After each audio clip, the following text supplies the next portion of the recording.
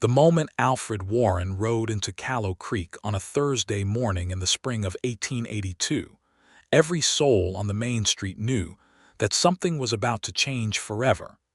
They just did not yet know it would involve a woman kneeling over a washboard and a gunslinger dropping to his knees in the mud.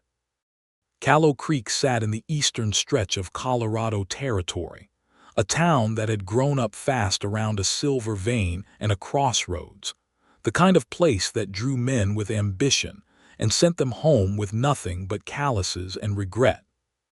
The main street ran long and straight between two rows of buildings: a general store, a barber shop, a saloon called the Red Spur, a post office no bigger than a closet, a livery stable that smelled the way livery stables always smell, and a boarding house run by a widow named Mrs. Eugenia Potts, who charged $2 a week and served beans with every meal whether you wanted them or not. Beyond the edges of the town, the land opened into wide grassland interrupted by red rock formations that glowed orange in the late afternoon sun, and the mountains in the distance wore snow on their peaks even in May. Alfred Warren was 28 years old and looked every single one of those years. He was not a large man in terms of width, but he was tall and lean in the way that men who have spent years sleeping under the open sky tend to be, all sinew and endurance rather than bulk. His face was angular, weathered to a permanent tan, with dark eyes that had the habit of reading a room the way most men read a newspaper, quick and thorough, and not missing much. He wore a gray duster that had been washed so many times it had lost all trace of its original color, a black hat with a dented crown, and two revolvers on his belt, a Colt single-action Army on the right and a Smith & Wesson Model 3 on the left. He carried them the way a carpenter carries his hammer, not with menace, but with the easy familiarity of tools he had used so long they felt like extensions of his hands. His reputation preceded him, as reputations do in small towns where news travels faster than horses. He had been a deputy in Laramie, a hired gun for a cattle outfit in New Mexico, and for the past 2 years he had worked as a range detective for the Denver and Rio Grande Railway Company, tracking down thieves and claim jumpers and the occasional outlaw who had made the mistake of crossing the railroad's considerable interests. He was known as a fair man, not quick to draw but faster than almost anyone when he did, and he had the rare quality in his profession of being trusted by both the law and the people who sometimes had reason to fear it. He had come to Callow Creek because a man named Harlan Briggs had been rustling cattle from 3 ranches along the creek valley and had made the additional error of stealing 2 crates of equipment from a railroad supply depot. The railroad wanted their equipment back and wanted Briggs made to understand that the Rio Grande's interests were not to be interfered with. It was the kind of job Alfred had done a dozen times, the kind of job that should have taken a week at most, and he had not expected Callow Creek to be anything more than another stop on a long road of stops. He tied his horse, a sturdy bay mare named Duchess, to the hitching post outside the Red Spur Saloon and spent a long moment scanning the street before he stepped inside. It was a habit so ingrained he barely noticed it anymore, the way a man who has nearly been shot in a doorway once will always pause before entering any room. It was during that pause that he first saw Myrtle Shepard. She was standing in the yard beside the boarding house, working a washboard over a wide wooden tub with the focused energy of someone who had long since stopped thinking about the task and was simply letting her body do what it knew how to do. She was 23 years old, though Alfred did not know that yet, with dark auburn hair that she wore pinned up under a calico bonnet that had seen better days. She was not tall, but she was not small either, with a straight-backed posture that spoke of pride rather than formality, and her hands as they moved against the washboard were quick and certain. She wore a faded blue work dress with the sleeves rolled up past her elbows, and there was a long streak of soap suds along her left forearm that caught the morning light. She was not looking at him. She was not looking at anything in particular, her gaze somewhere in the middle distance, the way it gets when a person is thinking hard about something that has nothing to do with the physical work their hands are doing. There was something in her expression, not sadness exactly, but something related to it, some kind of quiet weight, that caught Alfred's attention more than anything else about her. He stood there a beat too long, watching her, and then her eyes shifted and found him directly, the way a person always seems to know when they are being watched. She did not look away. She held his gaze for a moment with the frank, unapologetic assessment of a woman who has learned that looking away first tends to invite the wrong kind of attention. Then she turned back to her washing without any change in her expression, as if she had seen him, evaluated him, and filed him under categories she would deal with later. Alfred went inside the Red Spur. He did not think about her again for approximately 4 hours, which was, given the circumstances, longer than it sounds. The interior of the Red Spur was what he expected: long bar along one wall, tables with the chairs still up on top because it was not yet noon, a piano in the corner that needed tuning, and behind the bar a man the size of a doorframe wiping glasses with a cloth that was probably making them dirtier. The barkeep's name turned out to be Doyle Hutchins, and he was the kind of man who knew everything about everybody in his town and was generally willing to share it with the right kind of stranger, provided the stranger bought a drink first. Alfred bought 2 drinks, one for himself and one for the conversation, and within 30 minutes he knew where Harlan Briggs was running his operation, a spread about 8 miles north of town along the creek, working with 2 other men whose names were Clyde Marsh, and a man everyone just called Pepper on account of a scatter of dark marks across one cheek that had been there since birth. He knew the sheriff was a man named Orville Tuck who was competent but overextended, working a county too large for one man. He knew the town was nervous because 2 ranchers had lost stock and a third had been threatened when he complained.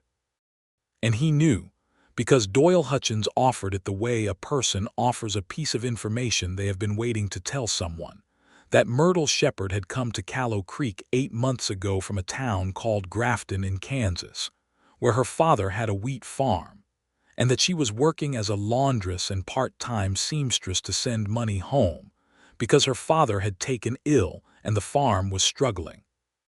And that she was the kind of woman you did not talk to with anything less than perfect respect, unless you wanted a very direct conversation with Doyle Hutchins's considerable fists.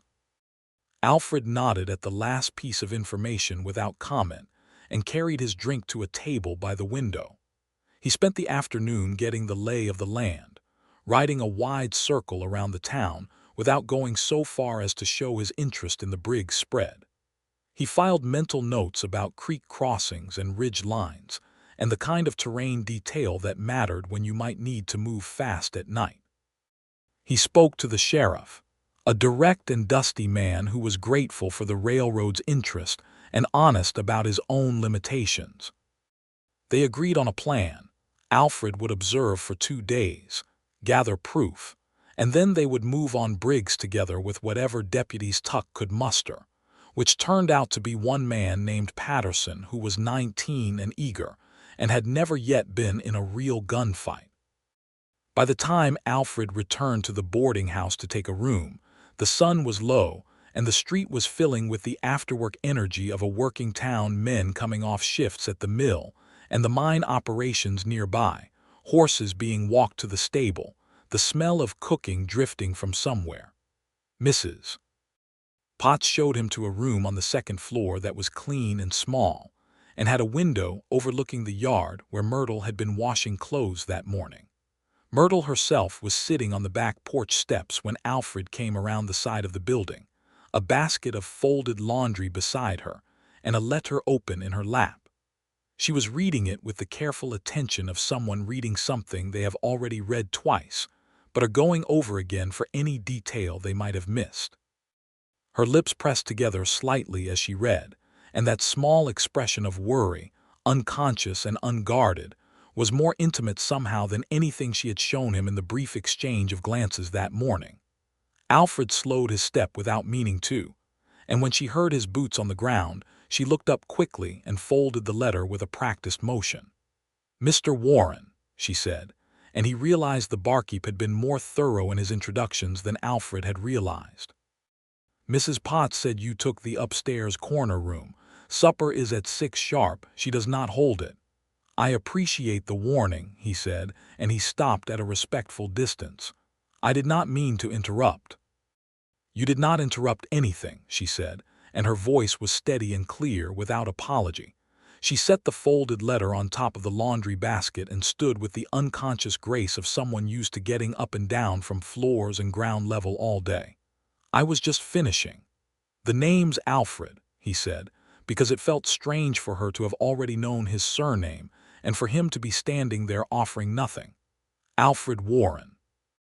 "I know," she said, and there was a trace of something dry in her tone, not unkind but definitely amused. "Doyle Hutchins knows every person who walks into his saloon within 30 seconds and broadcasts it to the whole town inside an hour. I know you work for the railroad. I know you're here about Harlan Briggs." She paused. "I hope you do something about him. He is a difficult man." "Has he given you difficulty?" Alfred asked, and there was a directness in the question that he had not quite planned. It came out with a sharper edge of concern than he had intended. She looked at him for a moment, evaluating again that way she had. "He has given everyone in this town difficulty, some more than others." She picked up her laundry basket, nodded at him politely, and went inside. Alfred stood in the yard for a moment longer than necessary, looking at the spot where she had been sitting, before he went inside himself to wash up for supper. Supper at Mrs. Potts's boarding house was beans and salt pork and cornbread that was good enough to make you forgive the beans. And there were 4 other boarders. A mining engineer named Calloway who talked about ore samples with the enthusiasm of a man in love. 2 traveling salesmen whose names Alfred immediately forgot because they had nothing interesting about them. And Myrtle Shepard, who sat across the table and ate with quiet efficiency and talked to the mining engineer about his work with what seemed like genuine curiosity. Alfred watched her, not staring but attending, the way he tended to attend to things that interested him. She had changed out of her work dress into a clean one in a deep green that was still plain, but had a small lace collar that someone had sewn on with care. Her hair was still pinned up but loosely, with strands escaping at her temples. She laughed once at something the mining engineer said, a real laugh, unguarded and quick, and the sound of it was startling in the best possible way, like a hawk suddenly lifting from a fence post. When Mrs. Potts cleared the first dishes, Myrtle looked across the table and caught Alfred studying her. This time it was she who held the look a beat longer than courtesy required, and something shifted slightly in her expression, not quite warmth, not yet, but an acknowledgement that was more personal than her earlier assessments. "Do you find a lot of missing cattle, Mr. Warren?" she asked, and her tone was politely conversational, aimed at including the whole table while clearly directing the question at him. "More than I'd like," he said. "Usually one man's greed and another man's hard work gets tiresome after a while, then why keep doing it?" The question was simple and direct and felt more personal than she had perhaps intended, because she looked slightly surprised at herself for asking it. Alfred considered it honestly rather than reaching for the easy answer. "Because someone should," he said. "The ranchers out here work hard and deserve to keep what they've earned. That seems worth doing something about." Myrtle looked at him. The mining engineer said something about the silver content of quartz formations. The moment passed, but something remained of it in the air at the table, a new quality of attention between 2 people who have realized they are actually interested in each other. The next 2 days unfolded in the way of days in a small town, with the particular texture of morning routines and midday heat, and the long golden light of late afternoon that made everything look better than it was. Alfred conducted his investigation with methodical patience, riding out toward the Briggs spread in a wide, apparently casual arc each day. noting the movements of men and cattle with the practiced eye of a man whose job depended on being right about what he observed. He filed his reports to the railroad's local contact in Pueblo by telegraph, and kept Sheriff Tuck informed in the careful, trust-building way that made cooperation work. But he also, in the spaces between the serious business of his work, found himself watching for Myrtle Shepard. He told himself it was not deliberate. He told himself it was merely that the town was small, and she was often on the main street with her laundry deliveries, carrying folded bundles wrapped in brown paper to the homes and businesses she served. But he noticed when she stopped to speak with old Mrs. Calloway at the dry goods store and spent 10 extra minutes there, simply keeping the lonely old woman company. He noticed when she refused 2 bits from a young Mexican boy who had offered them for a shirt she had mended, and how she smiled at him in a way that made the refusal feel like a gift. He noticed the way she moved through the world with a kind of purposeful kindness that looked like nothing but was actually everything. On the second evening, he encountered her at the post office. She was standing at the counter writing a letter with the focused expression of someone choosing every word carefully, her tongue pressed slightly to the corner of her lower lip in concentration. Alfred was there to send a telegraph update to Pueblo, and he waited at a respectful distance until she finished. When she sealed the envelope and turned and found him there, she did not jump or look embarrassed. "To your father?" he asked, and then wondered if that was an intrusion, but she did not seem to find it one. "Yes," she said. "I try to write twice a week. He does not write back often, but I think he reads them." "Is he improving?" Something crossed her face, a complex mixture of hope and realism that people who love sick people learn to carry. "Slowly," she said. "The doctor says the consumption has not worsened, which is supposed to be good news." She paused. "I try to believe it is." Alfred nodded. "It is," he said, and he meant it with a sincerity that seemed to reach her, because she held his gaze a moment and then looked down at her envelope with a softer expression. They walked out of the post office together into the evening air, which was cool now in the way Colorado evenings are, with the smell of pine coming down from the mountains on the wind. They walked toward the boarding house without quite deciding to, side by side, at a distance that was proper but that felt companionable rather than formal. "How long will you be in Callow Creek?" she asked. "A few more days," he said. "A week at most. After Briggs, I'll move on to the next job." "And where is that?" "Wyoming, probably. There's a situation near Cheyenne that needs looking at." "You travel a great deal," she said, and it was an observation rather than a complaint, but there was something in it, some note of register, as if the information meant something specific to her. "I do," he said. "It suits me. Or it has." She glanced at him at that qualifier at the has, and he felt the slight awkwardness of having revealed something more than he intended. They walked the rest of the short distance in a comfortable quiet that felt easy rather than strained, and at the gate to the boarding house yard, she stopped and looked up at him with that direct, honest gaze he was already beginning to feel like he needed the way you need the first cup of coffee in the morning. "Good night, Mr. Warren," she said. "Alfred," he said. The corner of her mouth turned up, not quite a full smile, but a first cousin of one. "Good night, Alfred," she said, and went inside. He stood at the gate in the darkening evening for a moment longer than was strictly sensible, looking at the door she had gone through, and then he turned and walked toward the red spur because he needed to think, and beer helped him think. He sat at his table by the window and thought about Wyoming and the Cheyenne situation and the railroad's interests and the open road that had been his life for 6 years. And none of it was thinking about Myrtle Shepard, except that it was entirely about Myrtle Shepard, because what he was actually thinking about was the difference between a life that moves and a life that means something, and how those two things had never seemed incompatible before and were now suddenly presenting themselves as a question. He had a second beer and went to bed and slept poorly, which told him more than the thinking had. On the third day, events moved faster than planned. Alfred had been watching the Briggs operation from a ridge above the creek when he saw what was not supposed to happen for another day. Briggs's men moving a large herd of cattle south, toward the trail that would take them over the territorial boundary into New Mexico, where tracking them would become significantly more complicated. There were 4 men, not 3, which meant Briggs had brought in an extra hand, and they were moving fast, and with the urgency of people who have reason to believe they are being watched. Alfred had 2 options: wait and lose the cattle and likely Briggs along with them, or move now with what he had, which was himself, his 2 revolvers, and the knowledge that Sheriff Tuck and young Patterson were supposed to be positioned at the north end of the main street. He chose to move. He rode Duchess hard down the ridge and cut across the open ground in a long diagonal that brought him between the herd and the southern trail before the men driving the cattle realized he was there.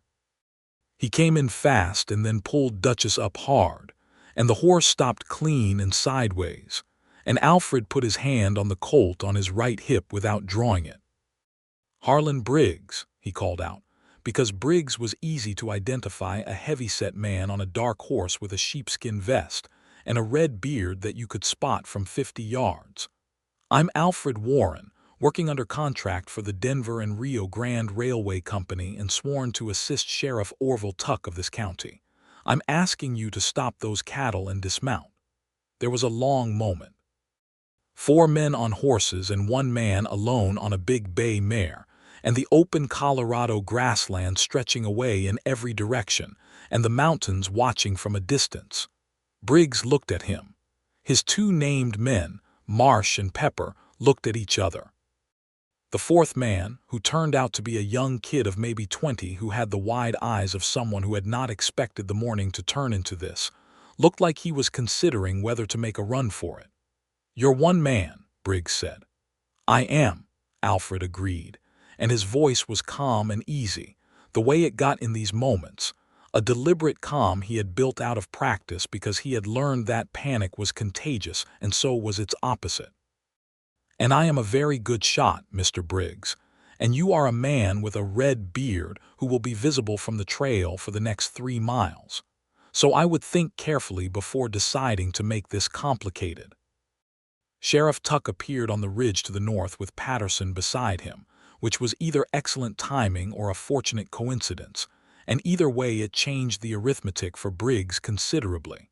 The red-bearded man looked at the ridge, looked at Alfred, looked at the southern trail that was now effectively blocked, and then he let out a long breath and raised his hand slowly above his head. The whole thing was over in 10 minutes. Marsh and Pepper came quietly. The young 4th man, whose name turned out to be Daniel Corey, and who genuinely had not known the cattle were stolen when he signed on for the drive, was let go with a warning that Alfred watched the sheriff deliver with a firmness that was also a kindness, the firmness of a man who remembers being young and foolish and does not hold it against others. The cattle were turned north back toward their home ranches. Briggs was cuffed and headed for the county jail in a town 15 miles east, riding with Tuck and Patterson and a cloud of injured dignity. Alfred recovered the railroad's 2 crates of equipment from a locked barn on the Briggs property, surveying instruments, and a box of specialized bolts, neither of which was glamorous, but both of which made the railroad happy, which meant his fee was secure. He sent the confirmation telegraph to Pueblo and walked out of the post office into the afternoon sun with the particular feeling of a job finished cleanly, the satisfaction that came not from the drama of the confrontation but from the resolution of it, the ranchers getting their cattle back, the machinery of justice rolling on. He stood in the middle of the main street and looked down its length at the boarding house, and did not bother pretending to himself that what he was thinking about was Wyoming. He had 4 days before he needed to catch the stage to Pueblo to collect his fee and receive his next assignment. 4 days in Callow Creek, which was 4 days more than he needed to be here now that the job was done. He was aware, with the clarity of a man who has spent a great deal of time alone and has therefore gotten reasonably honest with himself, that he was planning to use them. The evening of the resolution of the Briggs affair, the Red Spur Saloon had the celebratory atmosphere of a small town that has been nervous for 2 months and is now relieved, And Alfred found himself buying rounds for men he had not met yet, and being bought rounds in return. And somewhere in the middle of this, he found Myrtle Shepard at the edge of the celebration rather than the center of it. Sitting with old Mrs. Calloway at a table near the wall where the piano could be heard, but conversation was still possible, both of them with cups of something warm that was either tea or the Red Spurs version of it. He brought his drink and went to ask permission to join them, which Mrs. Calloway granted with the enthusiasm of a woman who appreciated the attention, and which Myrtle granted with a quieter pleasure that she did not quite hide. They talked for 2 hours. Not about anything particular about Kansas, and whether the wheat was different from Colorado grass, about Mrs. Calloway's late husband who had been a blacksmith and had arms, she said with the precision of memory, like 2 thick branches from a cottonwood tree, about the railroad and where it was going, and what that meant for these high plains towns, about the reading that each of them did, which turned out to be more extensive than either might have guessed of the other. Myrtle had a small collection of books that she rotated with a lending arrangement she had set up informally with 2 other women in town, and she recommended to Alfred a novel by George Eliot with a seriousness that suggested she had thought about it recently. He watched her talk. He watched the way her hands moved when she was making a point she felt certain about, and the way she listened when someone else was talking, the quality of attention she gave to whatever person was speaking, as if what they were saying was genuinely interesting until proven otherwise. He thought about Wyoming and pushed the thought away. At 9 o'clock, Mrs. Calloway went home and Myrtle made to follow, and Alfred stood up when she did the way you were supposed to, and she gave him a look that was warm in a way that made him take a very slow breath. "You handled that business today very carefully," she said, gathering her shawl. "I heard you let the young Corey boy go." "He was genuinely ignorant," Alfred said. "Seemed a waste to ruin a young man's life over Briggs's scheme." She looked at him for a long moment with an expression that he could not entirely read, but that felt significant. "A lot of men in your position would not have made that distinction," she said. "Then those men are doing the job wrong," he said simply. She smiled at him then, a full, real smile, nothing held back, and it hit him somewhere behind the sternum like a physical event. "Good night, Alfred," she said, and there was a warmth in the use of his name that had not been there the first time she used it. "Good night, Myrtle," he said, and the name felt important in his mouth, personal, a small act of intimacy that seemed to register with her because the smile stayed as she walked away. He sat back down at the empty table with his half-finished drink and the piano playing something cheerful in the corner, and thought about the feeling behind his sternum and what to do about it, and arrived at no conclusion except that he wanted 4 days to be longer. The next morning he was at the boarding-house yard with a cup of Mrs. Potts's coffee, which was bad coffee, but it was available, when Myrtle came out with her laundry tub at 6:30. She saw him and raised an eyebrow. "You are an early riser," she said. "Old habit," he said. "Can I help?" She looked at him with the evaluating expression that he was beginning to find as comfortable as a familiar landscape. "You want to help with laundry," she said flatly. "I have nothing else to do until 8, he said, "and I have 2 arms." "You have 2 guns," she said, "and 2 arms that the guns are attached to," he said, "which are available for other purposes." She was quiet for a beat, and then she said, "The well is around the back. There are buckets." He filled buckets. He wrung out heavy wet sheets when she passed them to him. He learned the rhythm of her work by watching and fell into it alongside her, and it was unglamorous and repetitive, and his back ached from the wringing, and he found he did not care at all because she was talking to him while they worked. Easily, comfortably, telling him about her childhood in Kansas, about her mother who had died of a fever when Myrtle was 15, about learning to manage the household after that, and how it had made her practical in a way that sometimes looked hard and was not. "People mistake knowing how to survive for not feeling things," she said, feeding a heavy cotton shirt through the wringer, "as if being capable means you are not soft." "You think those are separate things?" he asked. "I think they have to be," she said. "If you let everything hurt you the way it wants to, you cannot keep moving. But that does not mean it does not hurt." She said it without self-pity, matter-of-factly, and it told him more about her in one sentence than most people would reveal in a month of Sundays.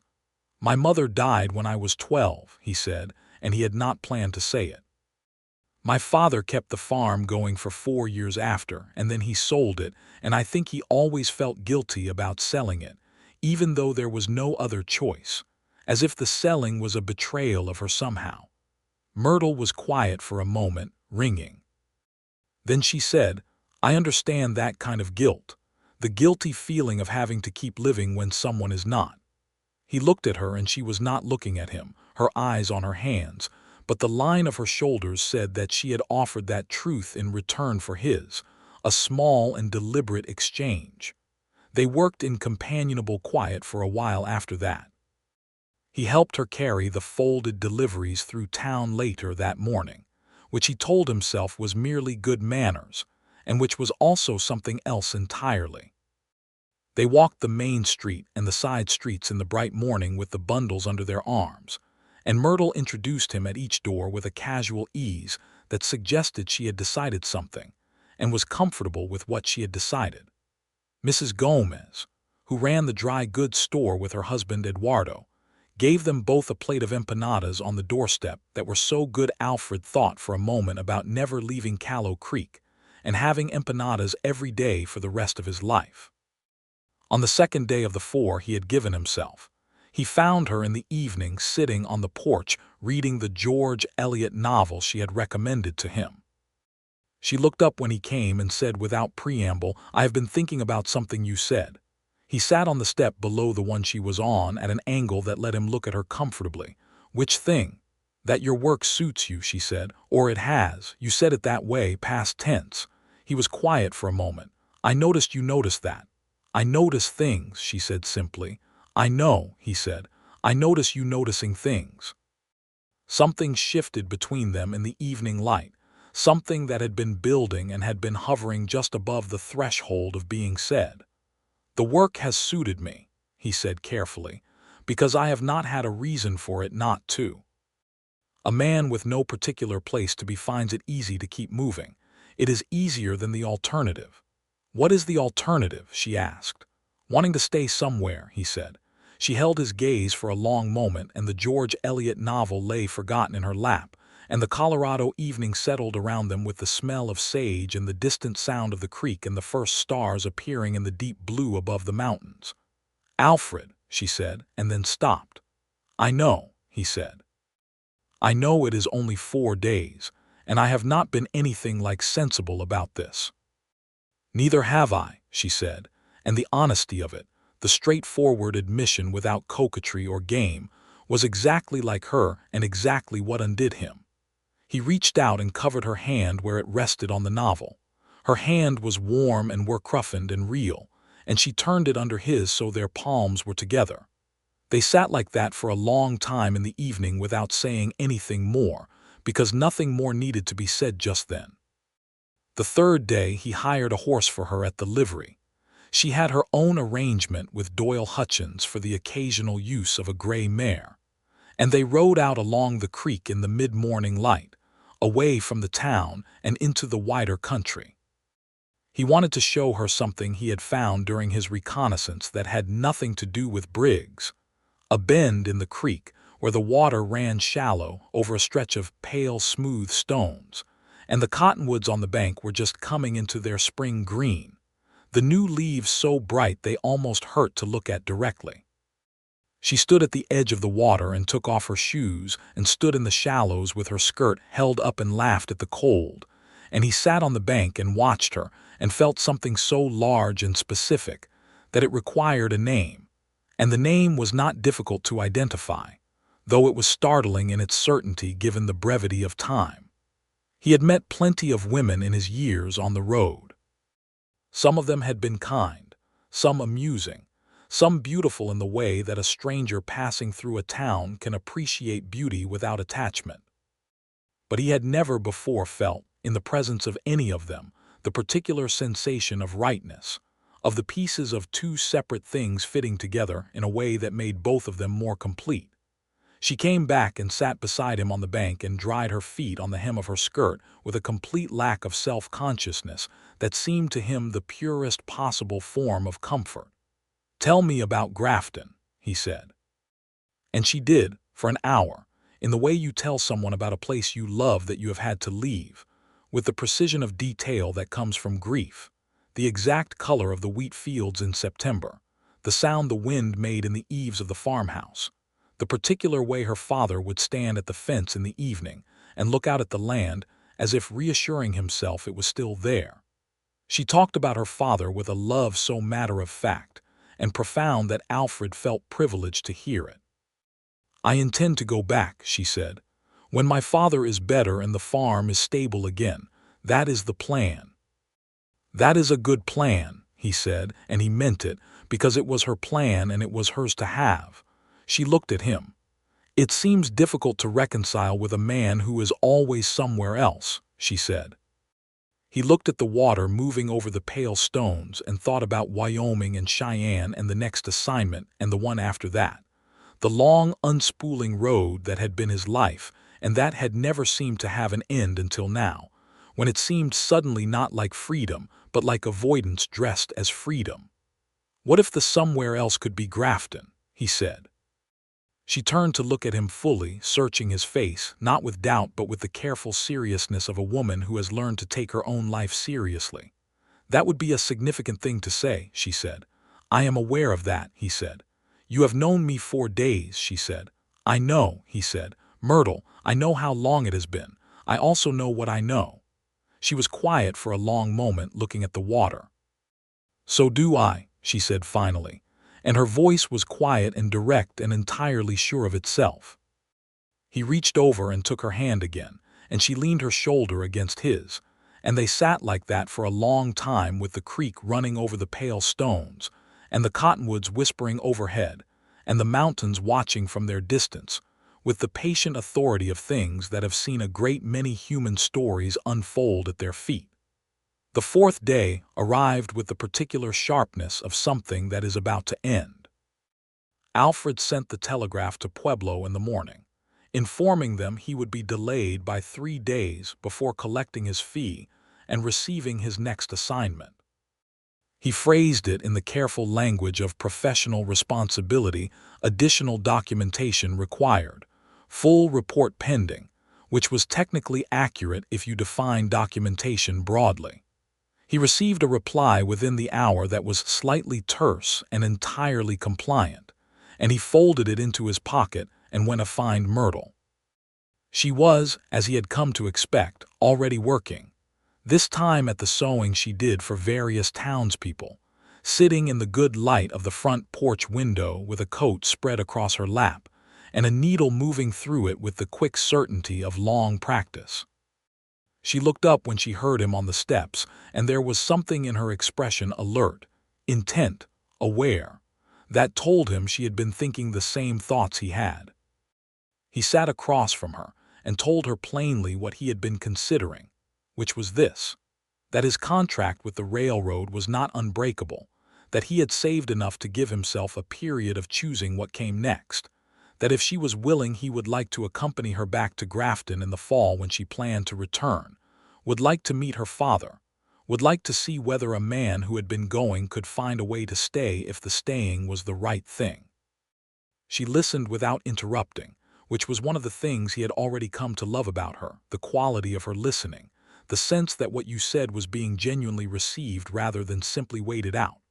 When he finished, she set down the coat and the needle carefully, as if setting them down represented a pause in her normal life rather than its abandonment, and she said, "I need to tell you something first." "All right," he said. "I am not a woman who will follow a man," she said. "I have followed necessity, and I have followed love for my family, and those are right things to follow. But I will not rearrange my life for a man who is not certain. I have watched women do that, and I will not. I am certain," he said. "You have been certain for 4 days," she said, not unkindly. "I have been certain since the first morning," he said. "The 4 days have only confirmed it." She looked at him for a long time. Outside, the main street of Callow Creek went about its business in the morning sun, a wagon going past with a load of lumber, two men in conversation outside the barber shop, a dog with ambitions running after a rooster that had ambitions of its own. "All right," she said. "Then stay the 3 extra days. Let us see what we are to each other with a little more time, and then we will talk again." He stayed the 3 days. On the first of the 3 extra days, he had dinner with her at the one restaurant in Callow Creek, a small establishment run by a family of Chinese immigrants named Wei, the father and his adult son, and a daughter who was saving to go to San Francisco and would talk about it with great animation if you asked, which Alfred did, and Myrtle seemed pleased that he had. The food was wonderful and the conversation was wonderful, and when he walked her back to the boarding house in the evening and they stood at the gate in the dark with the stars enormous above them, he kissed her for the first time, gently, asking rather than taking, and she kissed him back with a thoroughness that was entirely characteristic of her approach to everything she committed to. On the second of the 3 extra days, it rained.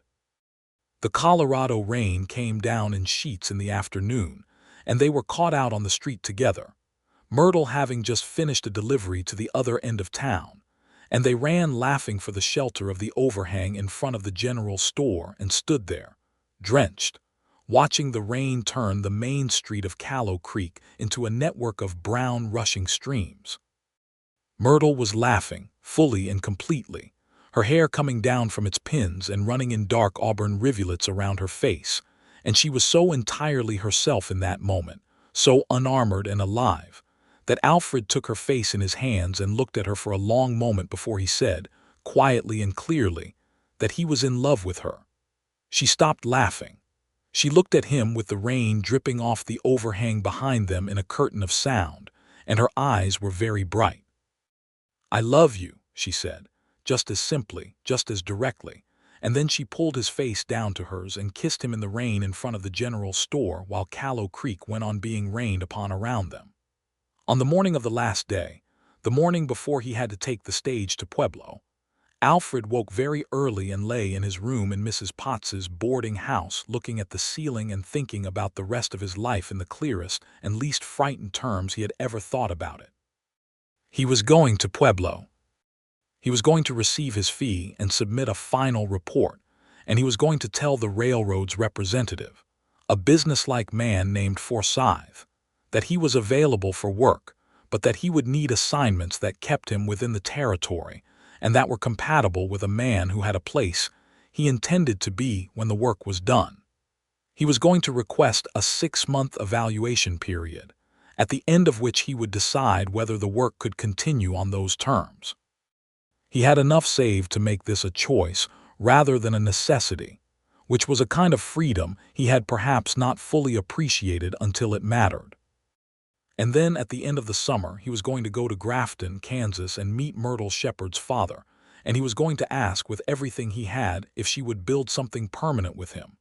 He got up and dressed and went downstairs and found, as he had half expected, that Myrtle was already up, sitting at the kitchen table with coffee, as if she had known he would need company at this particular hour.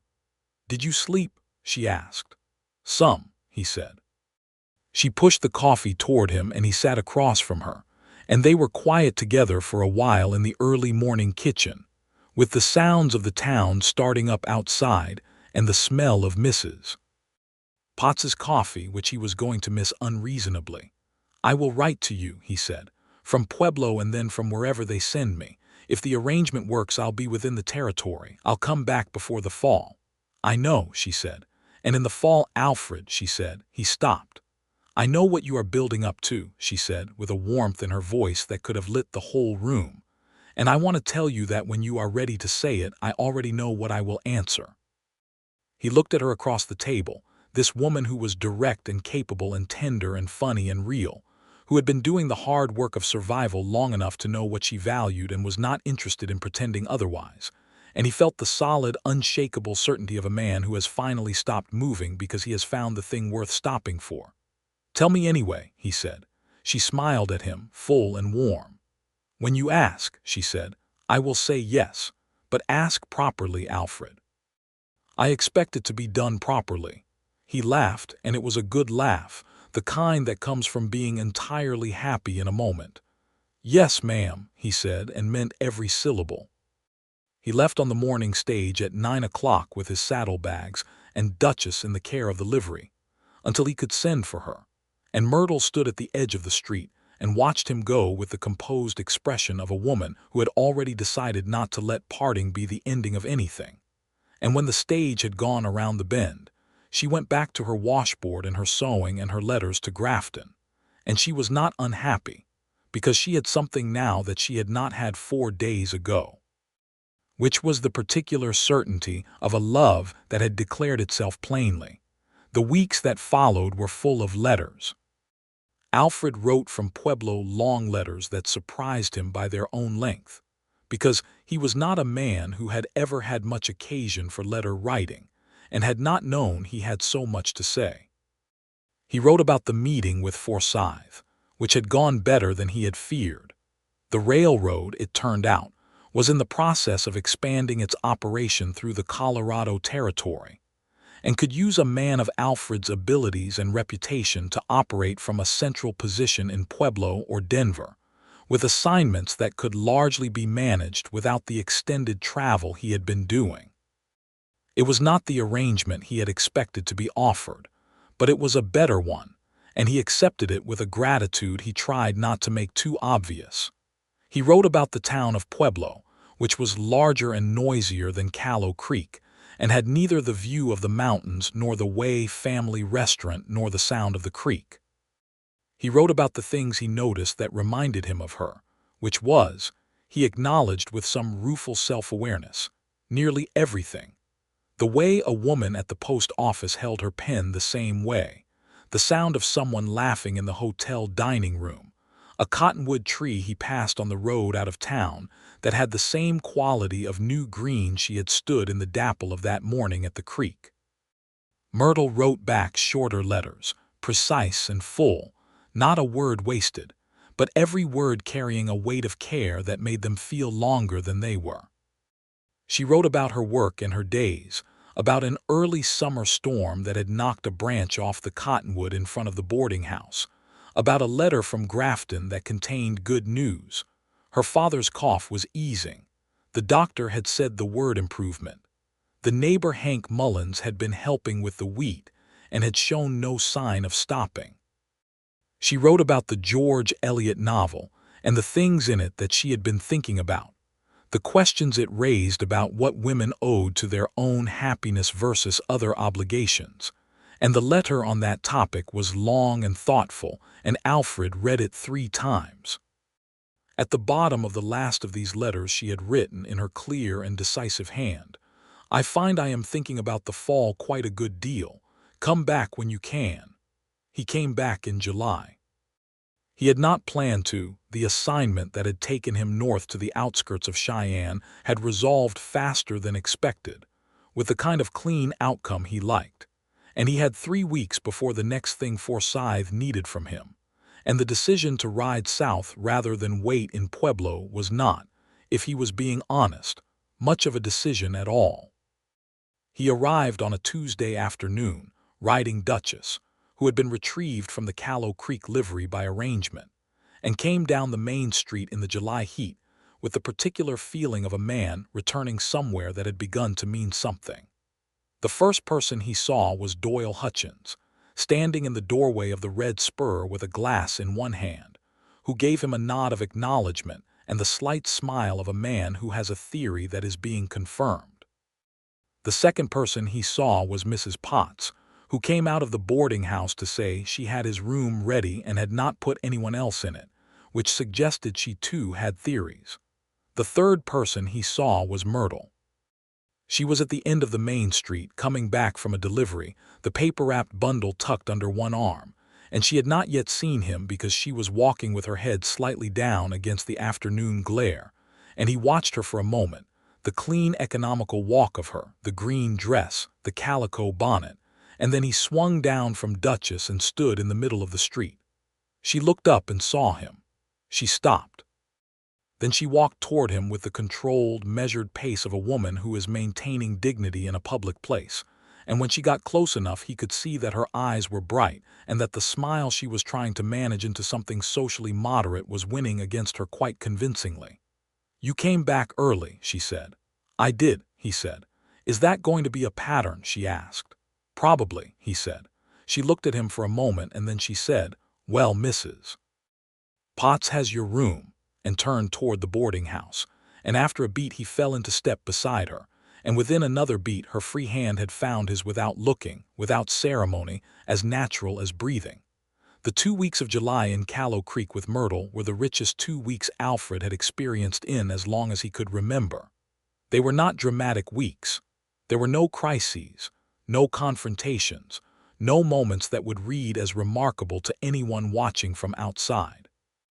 They were full of the ordinary texture of shared life, of morning coffee and evening walks, and the easy conversation of two people learning the architecture of each other's minds, and finding it consistently surprising and comfortable and worth exploring further.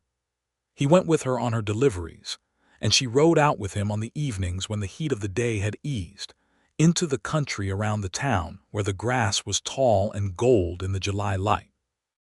He read the George Eliot novel, and they discussed it at length and disagreed about a specific interpretation, and the argument was one of the best conversations he had ever had. He helped her write a more detailed letter to the doctor in Grafton about her father's condition, drawing on a contact he had in Pueblo who had medical knowledge, and the resulting correspondence seemed to bring her genuine relief and the particular gratitude of someone whose burden has been acknowledged and addressed. He met Eduardo and Mrs. Gomez properly, and learned that Eduardo had been a caballero in Sonora before coming north, and heard the story of his journey with the respect it deserved. He sat with old Mrs. Calloway and listened to stories of her blacksmith husband, and he began to understand that Myrtle's friendships in this town were not casual. She had built, in 8 months, a community of care and been cared for in return, the kind of network that grows from genuine attention to the people around you. One evening near the end of the 2nd week, they sat on the back porch in the warm dark, and she read to him from a new book she had acquired, something of a practical nature about agricultural improvements in wheat cultivation, which she had ordered specifically because of her father's farm.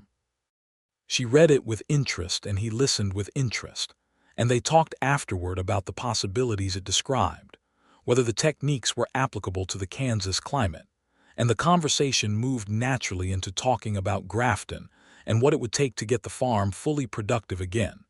And before either of them had quite noticed the shift, they were talking about the future in concrete terms, about the layout of the farmhouse, and whether it would be large enough and what would need doing before winter, about the land itself and its particular challenges and possibilities.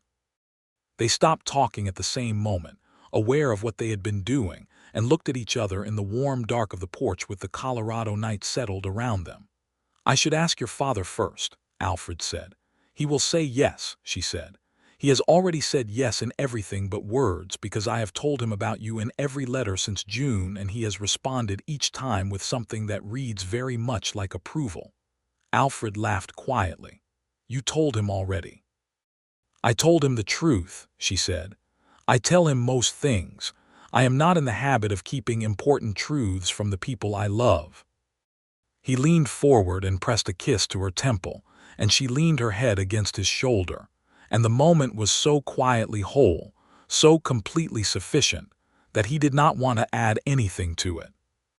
The next morning he left for Pueblo for the Cheyenne assignment, which would take most of August, and the morning after that Myrtle received a letter from Grafton that her father's improvement had continued, and that the doctor now used the word stable with genuine conviction rather than professional optimism. She wrote Alfred the news that same day, and he received it in Cheyenne and carried it in his breast pocket for the rest of the assignment. August in Wyoming was business, methodical and uneventful in the way the best jobs are, a dispute over land rights adjacent to railroad property that turned out to be a surveying error rather than deliberate theft, which made everyone's life easier. Alfred filed his report with Forsyth, negotiated a modest raise in his retainer on the basis of the Briggs outcome and the successful Cheyenne resolution, and spent the last week of August making arrangements that Forsyth found slightly puzzling but professionally accommodated. He was on the road south by the 1st of September. The letter he sent ahead to Myrtle had told her he was coming and had told her, in the careful language of a man who has been thinking about how to say something for 4 months, that he intended to ask her something when he arrived, and that he wanted the opportunity to do it right, as she had specified. He rode into Callow Creek on a Saturday morning in early September, when the Colorado sky was the deep blue of late summer, and the air had the first crisp edge of coming fall. The main street was busy with the Saturday market, tables in front of the general store with produce and goods, Mrs. Gomez selling tamales from a large pot, a group of men near the saloon with the end-of-week energy of people who have worked hard and are ready to not work, children running the errands that accumulated over the week. Alfred rode in on Duchess and tied her at the hitching post outside the boarding house and pulled something small from his saddlebag and put it in his coat pocket. He had bought the ring in Denver on his way south, a jeweler's shop on Larimer Street run by a man named Horowitz who had listened to Alfred's description of what he wanted with the focused attention of a craftsman, and had produced from a case a gold band with a single small amethyst, which was the color of the mountains at dusk, which was the color of nothing else on earth, and which struck Alfred with an immediacy that was half instinct and half memory of a particular evening light on Myrtle's face. He had it in his pocket. He found Myrtle at the well at the side of the boarding house, drawing water for the morning's washing. She heard his step and turned, and the expression on her face when she saw him, the frank, brilliant, unguarded joy of it, was the best thing he had ever been looked at with, and he felt it in every part of himself. "Alfred," she said. "Myrtle," he said. She set down the bucket with a sound, and he crossed the yard, and they held each other for a long moment. Simply that, without urgency, the particular embrace of two people who have been apart long enough to need to confirm with their bodies what their letters had maintained for months. When she pulled back to look at him, her eyes were wet, which she acknowledged with a characteristic directness by saying, "I am not crying, I am simply pleased to see you," and he laughed and she laughed, and it was entirely right. He took a breath. "I need to do something," he said, "and I need to do it here, rather than waiting for a better moment, because I have been waiting for months, and there is no better moment than this one." She looked at him with eyes that were still bright. "Alfred, I told you I would ask properly," he said. He reached into his coat pocket and he took out the ring.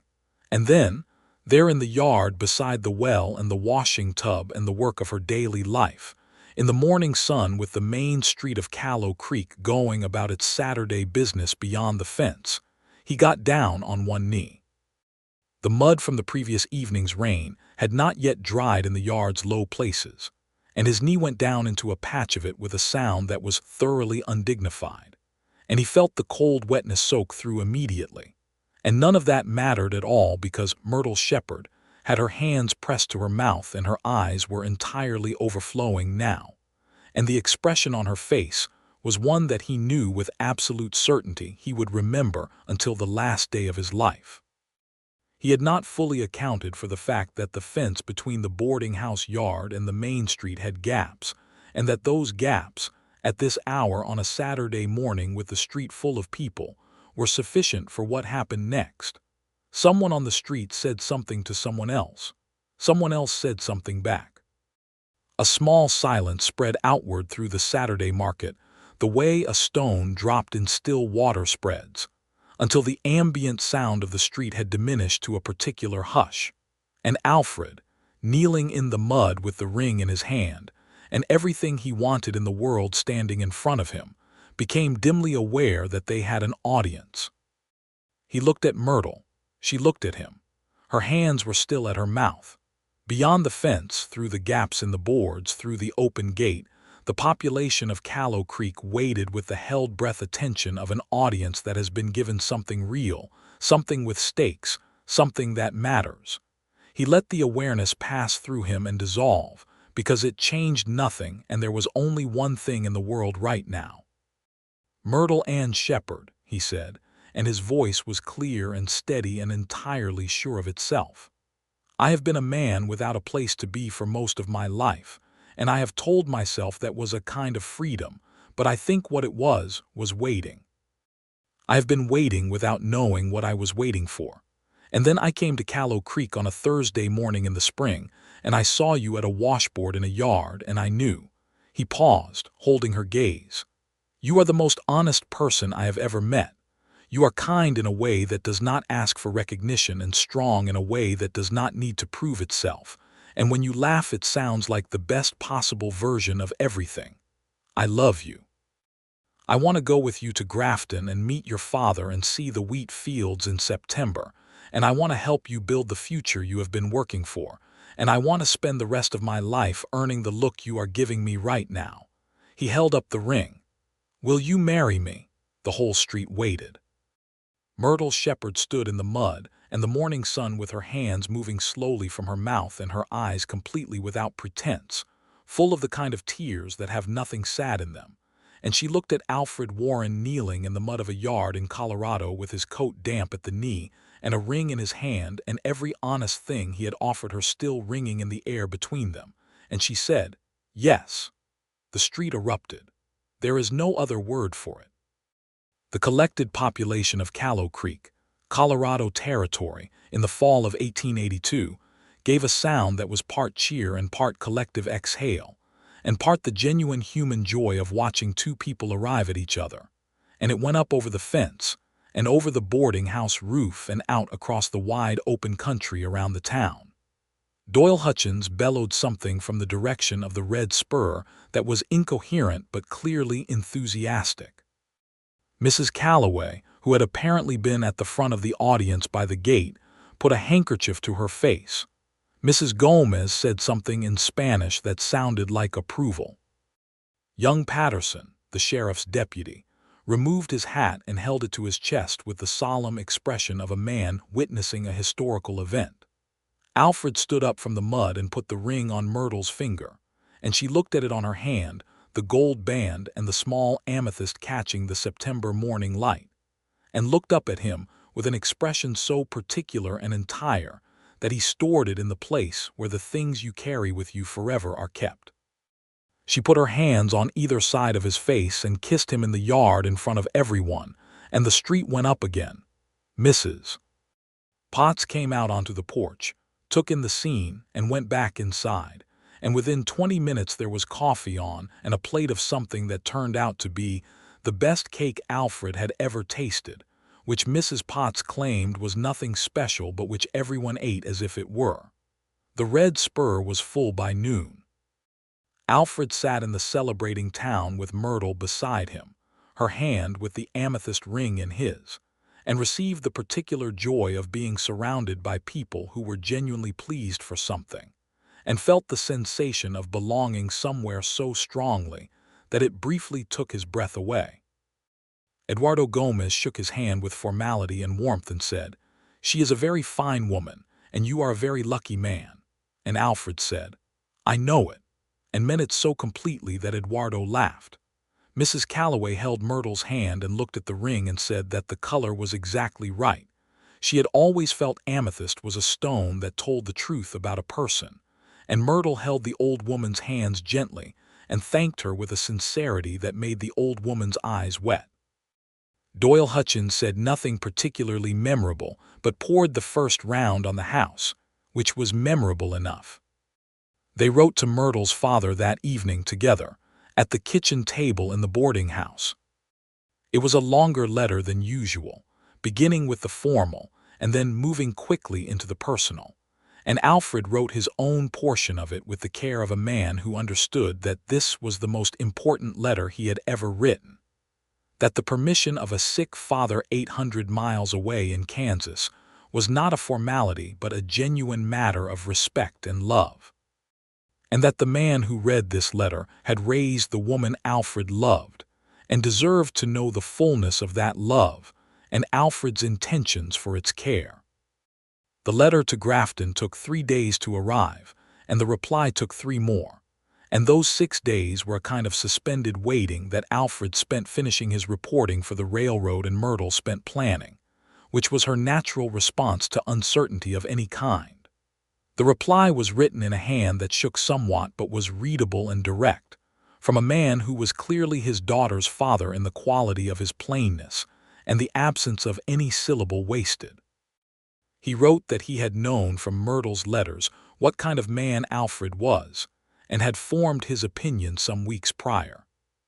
He wrote that he was not a man who would give away what was most precious to him without certainty, but that he had certainty. He wrote that there was a room in the farmhouse that needed a new roof beam, and that he expected Alfred to be the one to put it in. He wrote, at the very end, in a line that stood alone, "Take care of her, and she will take care of you, and between the two of you there will be nothing you cannot manage." Myrtle read the letter sitting at the table and cried, properly and openly, not hiding it, and Alfred sat with her and held her hand and felt the full weight of the privilege of being part of something this real. They left Callow Creek in the 3rd week of September, when the aspen trees in the mountains had turned gold and the air had the particular clarity of early fall. The leave-taking was extended and warm and full of the kind of embraces and well wishes that a small town gives when it means something, and Mrs. Potts sent them off with a jar of preserves and the stiff dignity of a woman who is deeply moved and has decided not to show it, and Mrs. Calloway brought a small bouquet of dried wildflowers because she said the road deserved beauty as well as provisions. Doyle Hutchins shook Alfred's hand and told him that if he ever needed anything in Callow Creek, he knew where the Red Spur was, and Alfred said he would not forget it, and he meant that too. They rode east and south, Alfred on Duchess and Myrtle on a horse she had bought from the livery with 6 months' savings, a solid roan mare she named Biscuit with the affectionate practicality that characterized her in everything. The road to Grafton through the eastern plains was long and not dramatic, the great flat Kansas sky unrolling ahead of them as they rode, and Alfred found it beautiful in its own way, the sheer scale of it, the sense of the continent lying open, the grass moving in long waves.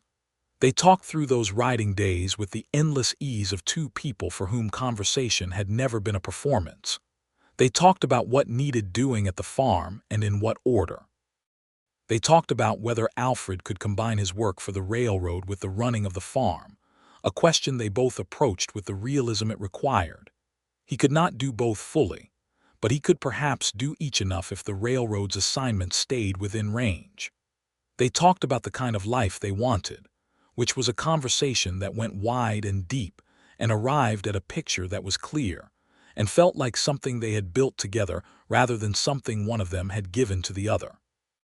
They arrived in Grafton on an afternoon in early October when the wheat stubble from the harvest stood in the fields like the remnants of something orderly, and the sky was the pale clear blue of the deep fall.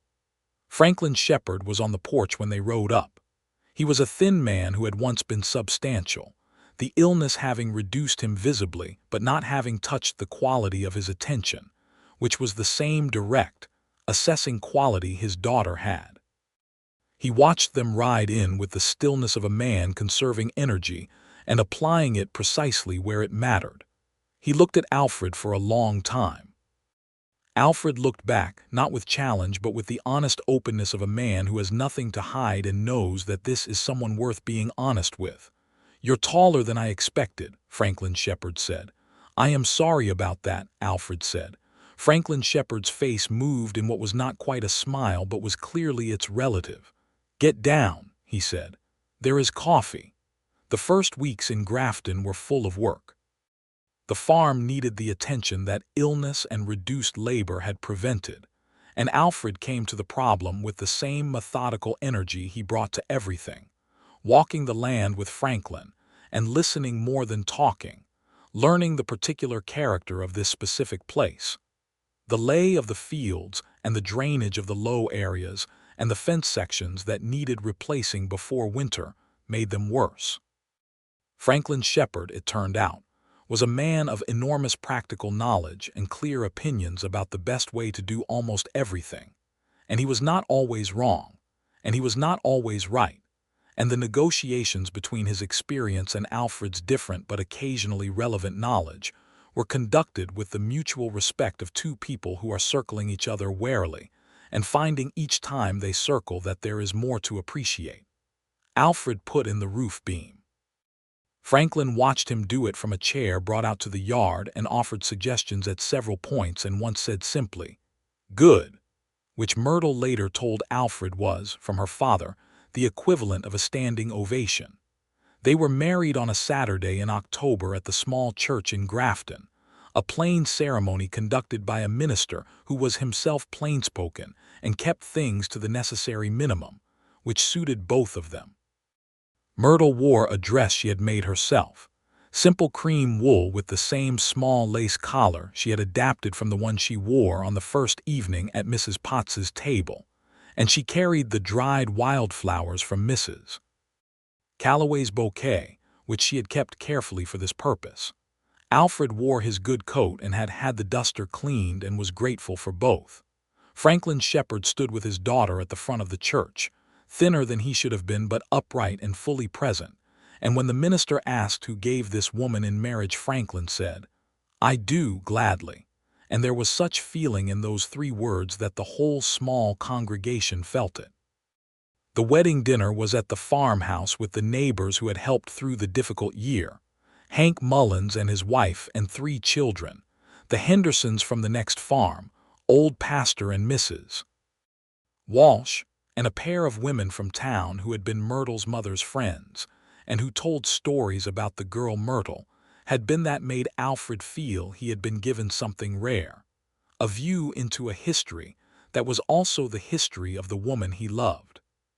Franklin sat at the head of his table and watched his daughter and Alfred across the length of it with an expression that was only visible if you were watching for it, a particular stillness of peace.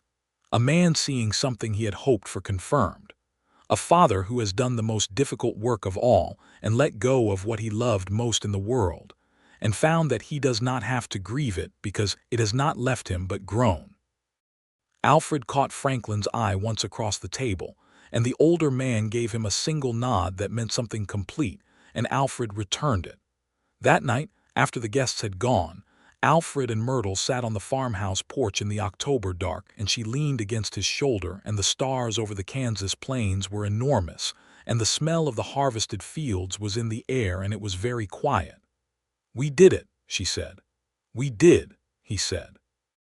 "I did not always think I would be here," she said quietly, and he knew she meant not here on this porch but here in this life, this particular life with its safety and its love, and its tomorrow already being what you hoped it would be.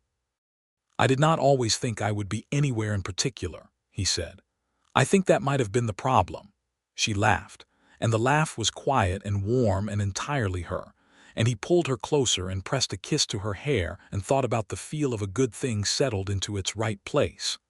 In the months that followed, the winter in Grafton was cold and close and good in the way that winters can be when you are inside something warm and real. Franklin Shepard's health continued its slow improvement. The doctor attributed it to the combination of medicine and the improvement in his circumstances, which included having someone to help carry what he had been carrying alone.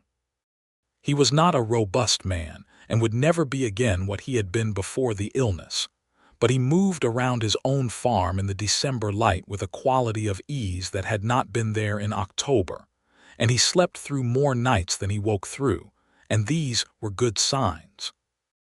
Alfred had written to Forsyth at the railroad in late October, and the 2 men had worked out an arrangement that served them both. Alfred would take on 3 or 4 assignments a year, all of them within the Kansas and Colorado territories, and close enough to return home between them, in exchange for a reduced annual retainer that was still enough to contribute meaningfully to the farm's recovery.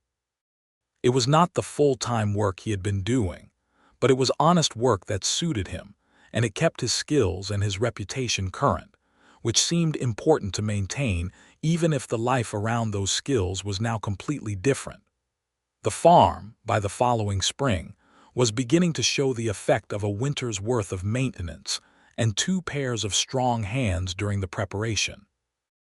Alfred learned wheat farming the way he had learned most things, by watching carefully and making mistakes and correcting them, and by asking Franklin questions with the genuine humility of a student who knows the teacher's value.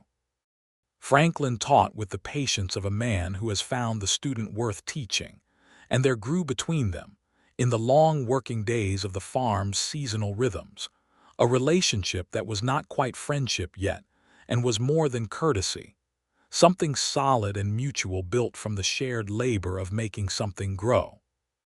Myrtle moved through the life of the farm with the same focused energy and practical care she had brought to everything, running the household with an efficiency that left room for the other things she valued: time with her father, a lending library she organized with 2 other women in town, the long evenings with Alfred when the work was done, and the house was quiet, reading or talking, or simply sitting in the particular comfortable silence of 2 people who have become each other's home.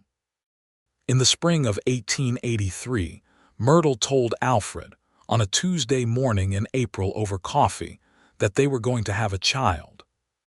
He looked at her for a long moment, and she looked at him with a calm that was slightly complicated by the brightness in her eyes, and then he put down his coffee cup and came around the table, and she stood up, and they held each other in the morning kitchen, with the light coming through the window and the smell of the fields beginning to wake up outside, and the whole enormous goodness of it settled around them. Franklin, informed at supper that evening, received the news with a stillness that lasted long enough to make Myrtle reach for his hand, and then he covered her hand with his own and looked at Alfred and said, "Good." And this time his voice had the weight of everything he meant, which was everything. The child came in November, a boy, born in the farmhouse with the assistance of the local doctor and Mrs. Henderson from the next farm, and the particular endurance that Myrtle brought to everything that was hard and necessary. He was healthy and loud and insistently present in the way of newborns, and Alfred held him in the farmhouse bedroom with the November wind outside, and looked at this extraordinary specific person he and Myrtle had made, and felt something that did not have a word for it in any language he knew.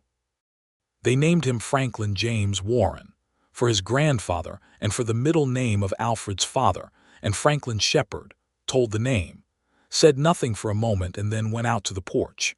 And when Alfred followed him 10 minutes later, the older man was looking out over the dark fields, and there were tracks on his weathered face that he made no attempt to conceal. Alfred stood with him quietly. After a while Franklin said, "I did not think I would live to see this." "You are going to see a great deal more of it," Alfred said. Franklin looked at him sideways, the dry, assessing look that Alfred had come to know as the highest form of Franklin's approval, and then he clapped Alfred once on the shoulder with a hand that was still strong, and they went back inside.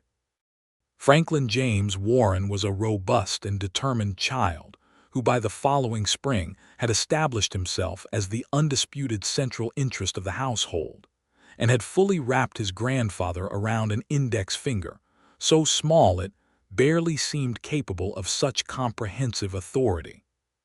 Franklin Shepard, who had moved through the farm's difficult years with the economy of a man saving energy for what mattered, had an apparently inexhaustible store of it for his grandson, carrying him on his lap in the evening while Alfred read to them both from whatever book they were in the middle of, walking the fence line with the baby in a basket so the child could see the fields, telling him the names of everything in the slow, deliberate way of someone passing on a vocabulary that matters. Alfred watched his father-in-law with his son and felt, each time, the particular richness of a life that has layers, that reaches back into what came before and forward into what comes next, and he thought about the road that had brought him to this specific intersection of people and love and time, and understood that the movement of all those years had not been aimless after all. It had been a long way of arriving somewhere that turned out to be worth every mile. He took an assignment in June of 1884, a short one, 12 days in Colorado, and rode out of Grafton on Dutchess on a Monday morning with Myrtle at the gate and Franklin James in her arms, the boy large enough now to wave one fat fist in Alfred's direction with the executive authority of a child who has not been told that the world is indifferent to his commands. "Come back in one piece," Myrtle said, which was what she always said, matter of fact and loaded with everything that mattered. "Always do," he said, which was what he always said back. He bent from the saddle and kissed her, and she kissed him back with the fullness of it, unconcerned with the gate and the road and whoever might be going past, and he straightened and looked at her and at the boy and at the farm behind them with the October wheat of last year's planting in the ground and the farmhouse with its repaired roof beam solid against the morning sky, and he pressed the picture of it into the part of him that carried the things worth carrying and turned Dutchess toward the road. He came back in 11 days. The Colorado assignment had resolved in the clean way he liked. Another land rights issue smoothed out by the combination of careful documentation and straightforward negotiation. No violence required. The railroad satisfied, and the local parties treated with the fairness that Alfred had always believed was not just good ethics but good strategy. He had submitted his report to Forsyth and been told that the railroad was pleased with his work and that there would be a December assignment when the time came. He rode into Grafton in the late afternoon of a Thursday in June, with the Kansas summer in full force and the sky vast and blue above the long flat country, and the wheat that had been planted in the fall and harvested in June was already a memory in the fields, and the summer sorghum was beginning in some of the neighboring farms, and the farmhouse sat at the end of the lane with smoke from the kitchen rising straight in the still evening air. He unsaddled Dutchess at the fence and was in the process of leading her to the paddock when Myrtle came out of the house with Franklin James on her hip, and the boy saw Alfred and made a sound of pure declarative joy that carried across the yard, and Myrtle laughed at the sound of it, and the laughter carried too, and Alfred covered the distance between himself and his family at a pace that was not quite a run, but that was no longer a walk either, because some things do not require dignity. They require only the speed of someone going toward the best thing in their life. He held Myrtle and the boy together in the middle of the yard, with the June evening settling around them, and Dutchess standing at the paddock fence, waiting with the patient dignity of a horse who has seen it all before and approved of all of it. And the field smelling of summer and the house smelling of supper, and from inside the sound of Franklin Shepard's voice calling out something about doors not being left open that was purely habitual because the old man was smiling when he appeared in the doorway, and everyone in the yard could see it. In the years that followed, the farm at Grafton grew into everything Franklin Shepard had imagined for it and more. The roof beam held. The fields, tended by 2 sets of capable hands and later supplemented by a hired man named Abel Torres who had come up from the south, and turned out to be the best wheat farmer any of them had ever seen, produced reliable harvests that steadily cleared the debts that illness had accumulated, and then began to build something forward-looking. Franklin Shepard's health stabilized into something that was diminished from what he had once been, but was fully sustainable, and he lived in the farmhouse in Grafton with his daughter and his son-in-law and his grandson, and later his granddaughter, a girl they named Clara Margaret Warren, who arrived 2 years after Franklin James, and from her first hours seemed to be conducting her own survey of the world with the frank evaluating gaze that was entirely her mother's. And he declared regularly, and without embarrassment, that it was the best arrangement in the county. Alfred made 4 assignments a year for the railroad through the mid-1880s, and then 2 as the work that Forsyth needed within the territory diminished, and the frontier economy shifted, and the kind of problems Alfred was skilled at solving became less common and more manageable through ordinary law. By 1887, he had largely retired from the railroad's employ and was what he had never expected to become, a Kansas wheat farmer, a member of a church congregation, a man who went to town on Saturdays with his family and spent the afternoon in the kind of conversation that is completely ordinary and entirely precious. He kept the Colt and the Smith and Wesson. He kept Duchess, who lived to an impressive old age and was retired with appropriate ceremony to a life of pure leisure that she seemed to find entirely satisfying.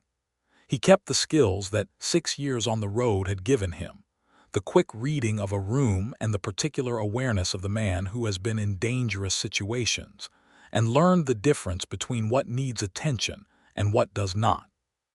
He used those skills mostly now to assess, with uncanny accuracy, which of the neighboring farm sons were intending to court which young women in the county before either the parents or the young people had quite worked it out, which made him a valued if somewhat uncanny member of the community social observation system and caused Myrtle to laugh at him regularly. He wrote to Doyle Hutchins at the Red Spur once a year at Christmas, a habit that Doyle appeared to reciprocate with genuine enthusiasm given the length and newsfulness of the replies. He sent Mrs. Potts a jar of Myrtle's apple preserves every fall, and received in return a letter that contained equal parts gratitude and news about the boarding house that was more comprehensive than any newspaper.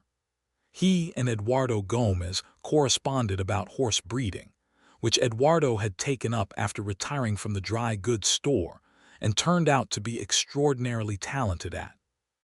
Old Mrs. Calloway died in the spring of 1885, peacefully in her sleep in the boarding-house room she had occupied for years, and Alfred and Myrtle received the news from Mrs.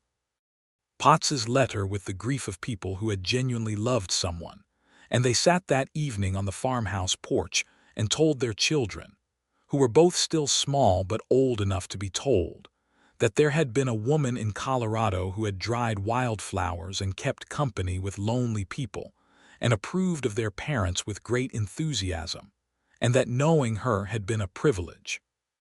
Franklin James Warren, at 4 years old, accepted this information with the solemn gravity of a child processing something important, and then asked if they could plant some flowers for her. And so they planted a border of wildflowers along the front of the farmhouse that bloomed every summer after that in yellow and purple and white. And every year when they bloomed, Myrtle stood at the edge of the yard and looked at them for a moment in a way that Alfred understood completely. On a September evening in 1888, 6 years after Alfred had ridden into Callow Creek on a Thursday morning and seen a woman at a washboard in a yard, he sat on the farmhouse porch in the Kansas evening with his wife beside him and his father-in-law dozing in his chair with Franklin James asleep against his side and Clara Margaret asleep on Myrtle's lap, and the wheat field spread out ahead of them in the last light. And the sky was the extraordinary deep blue of a September evening that has not quite made up its mind to become night. Myrtle had her head against his shoulder and her hand over his on the arm of the chair, and the amethyst ring caught the last light and held it. "Are you happy?" she asked, not anxiously, just with the honest curiosity of a person who believes happiness is worth asking about. He looked at the porch and the fields and the light and his sleeping children, and the old man dozing with the boy's head on his arm, and the woman beside him who was everything. And he thought about a Thursday morning in Callow Creek, and a yard and a washboard, and a woman who had looked at a stranger with the frank assessment of someone who had decided to take the world seriously, and about all the roads that had led from that morning to this evening. "Yes," he said, and the simplicity of it carried everything it needed to carry. "Yes, I am." She pressed a kiss to his jaw, light and sure and entirely hers, and the September evening settled around them, and the wheat fields breathed in the last of the day's warmth, and the stars began to appear above the Kansas plains one by one, each one clear and certain in the enormous dark, and Alfred Warren sat with his hand in Myrtle Shepard's hand on the porch of the farm that had become his home, and thought that there was no road in the world, however long and however full, that led anywhere better than here.